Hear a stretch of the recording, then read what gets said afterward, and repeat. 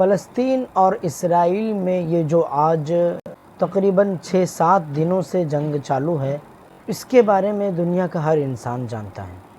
اس کی کیا ہسٹری ہے؟ فلسطین اور اسرائیل کے جنگ کے بارے میں اگر آپ بھی جاننا چاہتے ہیں کہ یہ کیوں ہو رہا ہے، اس کی کیا وجہ ہے، یہ ایک دوسرے سے ہمیشہ کیوں جنگیں کرتے رہتے ہیں، آخر ان میں کون صحیح ہے اور کون غلط، تو آپ کو فلسطین اور اسرائیل کی پچھلے 100 سال کی تاریخ جاننی ہوگی۔ اس جنگ کی جڑ کو اگر جاننا چاہتے ہیں تو پچھلے 100 سال کی تاریخ آپ کو ریسرچ کرنی ہوگی۔ دوستو، میرے ریسرچ کے مطابق میں آپ کو بتاؤں، فلسطین کے پچھلے 150 سالہ تاریخ تنازعات جنگوں، سازشوں، غداریوں اور ظلم و ستم کی داستانوں سے بھری پڑی ہیں۔ 19ویں صدی کے آخر تک فلسطین کا علاقہ سلطنت عثمانیہ کا ایک حصہ تھا۔ اس میں 3 مذاہب کے پیروکاروں یعنی مسلمانوں، یہودیوں اور عیسائیوں کے لیے یہ سرزمین ایک مقدس مقام رکھتی تھی، کیونکہ یہ سرزمین فلسطین اپنے دامن میں ان مذاہب کے تاریخ، ثقافت اور قدیم مذہبی مقامات سمیٹے ہوئے ہے۔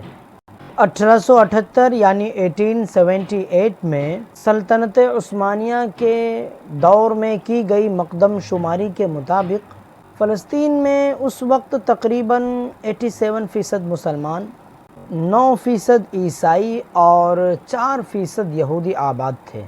اس دور میں دنیا بھر میں یہودیوں کے ساتھ انتہائی برا سلوک کیا جاتا تھا، خاص کر کے یورپ کنٹری میں تو یہودیوں کا جینا دشوار تھا۔ ہاں دوستو، وہی یورپ جو آج یہودیوں کے ساتھ کھڑا ہے۔ لیکن ایسے وقت میں جب دنیا بھر میں یہودیوں کے ساتھ، خاص کر یورپ کنٹری میں یہودیوں کا جینا دشوار تھا، ایسے وقت میں سلطنت عثمانیہ کے علاقوں میں رہنے والے یہودی ایک بہتر زندگی گزار رہے تھے، ایک سکون بھری زندگی گزار رہے تھے، اور ان میں اپنی الگ ایک یہودی ریاست کی خواہش بھی زور پکڑنے لگی تھی۔ فلسطین سے بہتر جگہ مذہبی اور جیو اسٹریٹجک لحاظ سے ان کے لیے اور کوئی بھی نہیں تھی۔ سلطنت عثمانیہ کے سلطان عبدالحمید ثانی یہودیوں کے ان ارادوں سے واقف تھے، اس لیے وہ یہودیوں کے فلسطین میں زمینوں کی خریداری اور ہجرت کی راہ میں رکاوٹ بنے رہے۔ 20ویں صدی کے آغاز تک سلطنت عثمانیہ بہت کمزور ہو چکی تھی۔ اس کی وجہ یہ تھی کہ پہلی جنگ عظیم میں اتحادیوں یعنی برطانیہ، امریکہ، روس اور فرانس کے مقابلے میں سلطنت عثمانیہ نے سینٹرل فورسز یعنی جرمنی، آسٹرو ہنگیرین امپائر اور بلغاریہ وغیرہ کا ساتھ دیا۔ سلطنت عثمانیہ کو شکست دینے کے لیے برطانیہ کو مقامی عرب لیڈرز کی حمایت کی ضرورت تھی، یعنی اگر وہ بغاوت کریں تو سلطنت عثمانیہ کو توڑا جا سکتا تھا۔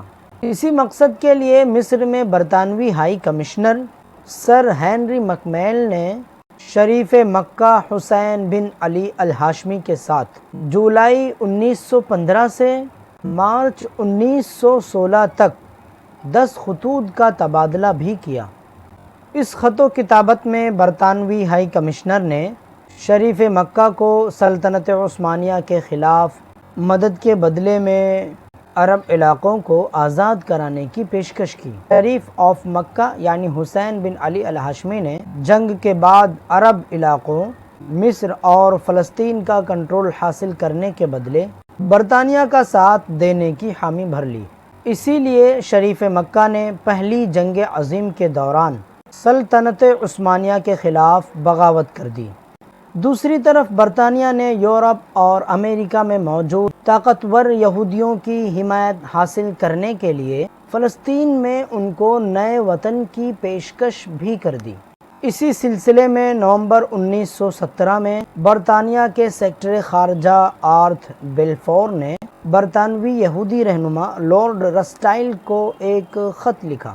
اس خط میں یہودیوں کے لیے فلسطین کے سرزمین پر ایک نئی ریاست کے قیام کا یقین دلایا گیا۔ اس اعلان کو تاریخ میں بیلفور ڈکلریشن کے نام سے یاد کیا جاتا ہے۔ اس طرح برطانیہ فلسطین کے معاملے میں عربوں کے ساتھ ڈبل گیم کرتا رہا۔